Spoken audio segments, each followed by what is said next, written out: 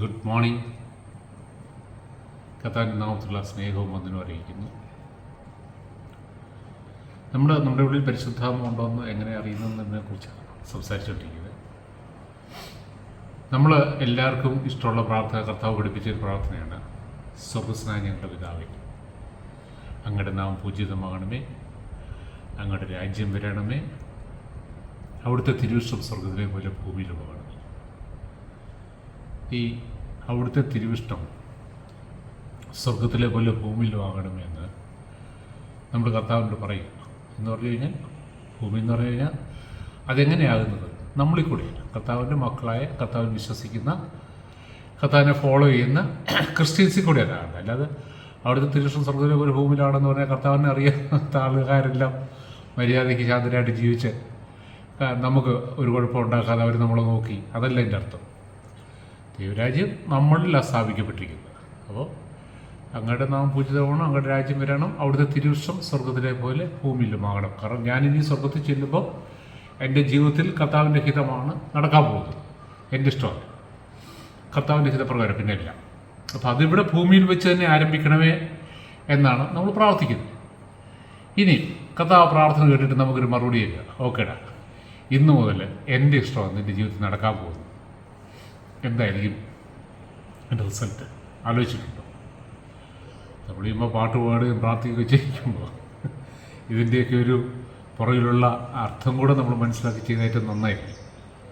അല്ലെങ്കിൽ നമ്മൾ ഇതൊന്നും മനസ്സിലാക്കാതെ എന്തൊക്കെയോ കുറേ ശരിക്കും പറഞ്ഞാൽ കപടതയിൽ മീനിങ് മനസ്സിലാക്കാതെ നമ്മൾ എന്തൊക്കെയോ പറഞ്ഞു പോകും. നമ്മൾ ചില ആൾക്കാരെ സൂചിപ്പിക്കുകയല്ലേ, അല്ലെ ചില ആൾക്കാർ വന്ന് നമ്മളെ സൂചിപ്പിക്കത്തില്ലേ. അപ്പോൾ നമ്മൾ പറയല്ലേ, അവർ പോയി കഴിയുമ്പോൾ ഓരോ ആത്മാർത്ഥമില്ലാത്തല്ലേ, ചുമ്മാ ഈ പറഞ്ഞ മുഴുവൻ പറയത്തില്ലേ, കൂടെ ഇരിക്കുന്നവർ നമ്മൾ പറയും. എന്ന് പറഞ്ഞാൽ ഈ പ്രാർത്ഥന കഴിഞ്ഞിട്ട് നമ്മൾ നമ്മുടെ ഇഷ്ടത്തിന് പോകുമ്പോൾ കർത്താവ് ഇത് തന്നെയാണ് പറയുന്നത്. ചുമ്മാ മോഹൻലാൽ പറഞ്ഞത് വെറും ചുമ്മാ. അപ്പം അങ്ങയുടെ തിരുവിഷ്ടം സ്വർഗത്തിലെ പോലെ ഭൂമിയിലുമാണെന്ന് പറയുമ്പോൾ അത് പരിശുദ്ധാത്മാവാണ് നമുക്ക് വെളിപ്പെടുത്തി തരുന്നത്. പിതാവിൻ്റെ ഇഷ്ടം എന്താണെന്ന് പറഞ്ഞാൽ, ഞാൻ കഴിഞ്ഞ ദിവസം വായിച്ച് കേൾപ്പിച്ചിരുന്നു, ദൈവത്തിൻ്റെ ഹൃദയരഹസ്യങ്ങൾ അറിയുന്ന അതേ ആത്മാവ് എന്ന് പറഞ്ഞാൽ കർത്താവിൻ്റെ ഇഷ്ടങ്ങളും കർത്താവിൻ്റെ ഇഷ്ടമില്ലായ്മകളും നമ്മളെക്കുറിച്ചുള്ള ആഗ്രഹങ്ങളും നമ്മളെക്കുറിച്ചുള്ള പ്ലാൻസും നമ്മളെക്കുറിച്ചുള്ള സങ്കല്പങ്ങളും എല്ലാം അറിയുന്ന, ദൈവത്തിൻ്റെ ഹൃദയത്തിലുള്ളത് മുഴുവൻ അറിഞ്ഞ് നമുക്ക് മനസ്സിലാക്കി തരുന്ന പരിശുദ്ധാത്മാവ്.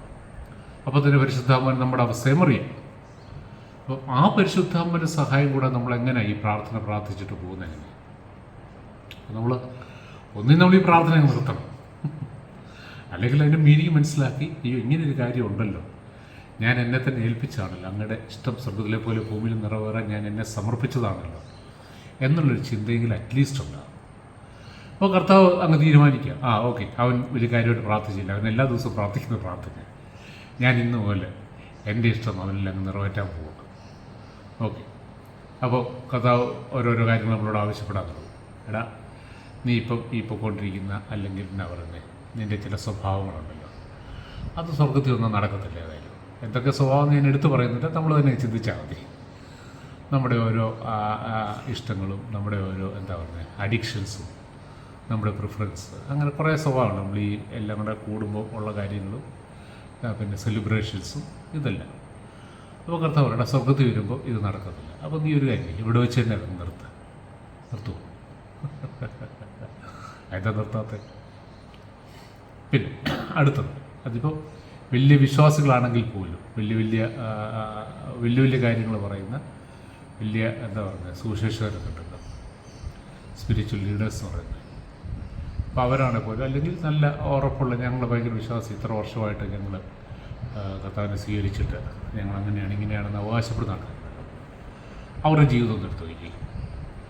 അവർക്ക് വ്യക്തമായിട്ടൊരു പ്ലാനുണ്ട്. വ്യക്തമായിട്ട് പ്ലാൻ എന്ന് പറഞ്ഞു കഴിഞ്ഞാൽ അവരുടെ മക്കളെക്കുറിച്ചൊരു വ്യക്തമായിട്ടൊരു പ്ലാനുണ്ട്, എങ്ങനെ അവരെ മുമ്പോട്ട് കൊണ്ടുപോകണം, ആ മക്കളെ ആരെ കൊണ്ട് കല്യാണം കഴിപ്പിക്കണം, അവർ ഏത് ജോലി, അവരെന്ത് പഠിപ്പിക്കണം, അവർക്ക് ജീവിത പങ്കാളിയെ കണ്ടെത്തുമ്പോൾ അതെങ്ങനെയുള്ള പെൺകുട്ടിയായിരിക്കും, അല്ല എങ്ങനെയുള്ള പയ്യനായിരിക്കണം. അതിനൊക്കെ ഭയങ്കര നെഗോസിയേഷൻ നടക്കും, ഭയങ്കര ചർച്ചകളും ഭയങ്കര ഡിബേറ്റും നടന്നിട്ടാണ് ഇതൊക്കെ കല്യാണമൊക്കെ ഫിക്സ് ചെയ്യുന്നത്. അപ്പം നമുക്ക് അങ്ങനെ നമ്മൾ ചർച്ച ചെയ്ത് നമുക്കിഷ്ടപ്പെട്ട ഒരു സെറ്റിൽമെൻറ്റിൽ വന്നു. പ്രത്യേകിച്ച് ഈ കൊടുക്കൽ വാങ്ങലിൻ്റെ കാര്യത്തിൽ സെറ്റിൽമെൻറ്റ് വന്നു.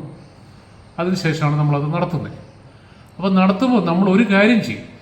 എന്താ, ഇൻവിറ്റേഷൻ കാർഡിൻ്റെ മുകളിൽ ഗോഡ് വില്ലിങ്ങിലി, ദൈവഹിതപ്രകാരം. എന്തുമായിരുന്നു കർത്താവിനുണ്ടായിരുന്ന റോള് ഒന്ന് ആലോചിച്ചിട്ടുണ്ടോ? ചുമ്മാതെ അടിച്ചു വിടല്ലേ. നമ്മുടെ മക്കളുടെ ജീവിതത്തിലെ അല്ലെങ്കിൽ മക്കളുടെ കല്യാണം നിശ്ചയിച്ചപ്പോൾ ഞാൻ എല്ലാവരെ കുറിച്ചല്ല പറയുന്നത്, നമ്മുടെ ആ മക്കളുടെ കല്യാണത്തിൻ്റെ കാര്യത്തിൽ കർത്താവിന് എന്തായാലും റോളുണ്ടായിരുന്നു. ചിലർ പ്രാർത്ഥിക്കും, കർത്താവ് അങ്ങോട്ട് എഴുതാൻ നടക്കണമേ, അങ്ങോട്ട് എഴുതാൻ നടക്കണമെന്ന് പ്രാർത്ഥിക്കും. എന്നിട്ട് നടക്കുന്നതെല്ലാം കർത്താവിൻ്റെ ഹിതമാണെന്ന് നിങ്ങൾ ചിന്തിക്കും. അതിനെക്കുറിച്ചല്ല ഞാൻ ഈ പറയുന്നത്, ഒരു ഉറപ്പില്ലാത്ത പ്രാർത്ഥനയെക്കുറിച്ചല്ല ഞാൻ ഈ പറയുന്നത്. നമ്മൾ വ്യക്തമായിട്ട് കർത്താവിനോട് ചോദിക്കണം, കർത്താവേ ഈ പയ്യനെയാണോ അല്ലെങ്കിൽ അങ്ങ് ആഗ്രഹിക്കുന്ന എൻ്റെ മകൾക്ക് വേണ്ടിയിട്ട് പറ്റിയത്, ഞാൻ മറ്റൊന്നും നോക്കുന്നില്ല. നമ്മളെപ്പോഴും നോക്കുന്നത് എക്സ്റ്റേണല്ല. കഴിഞ്ഞിടയ്ക്ക് ഞാൻ കേട്ടൊരു ഇതുപോലെ നല്ല സ്പിരിച്വലായിട്ടൊരാൾ, അദ്ദേഹത്തിൻ്റെ മകളുടെ കല്യാണം ഒരു നല്ല പയ്യനായിട്ടിലായതായിരുന്നു. രണ്ടുപേരും വിശ്വാസികളാണ്. അതിനുശേഷം ഒന്ന് മാറിപ്പോയി കഴിഞ്ഞപ്പോൾ ഇദ്ദേഹത്തോട് ഇങ്ങനെ ചോദിച്ചു, എന്ത് പറ്റിയത് മാറിപ്പോയെന്ന് ചോദിച്ചപ്പോൾ അദ്ദേഹം പറഞ്ഞ റീസൺ, അവന് പുള്ളിയുടെ പയ്യന് മോളെക്കാട്ടിൽ സാലറി കുറവാണ്. നോക്കി. അപ്പോൾ അവിടെ ഇവിടെ കർത്താവിൻ്റെ കഥ അന്വേഷിച്ചത്. കർത്താവ് പറഞ്ഞിടാ, കർത്താവ് പറയുമോ അവന് പയ്യന് സാലറി കുറവായതുകൊണ്ട് ഈ കല്യാണം വേണ്ടാന്ന് പറയുമോ? ഒരിക്കലും പറയത്തില്ല. ബാക്കി അടുത്ത എപ്പിസോഡ്. കർത്താവിനെ ഇരിക്കട്ടെ.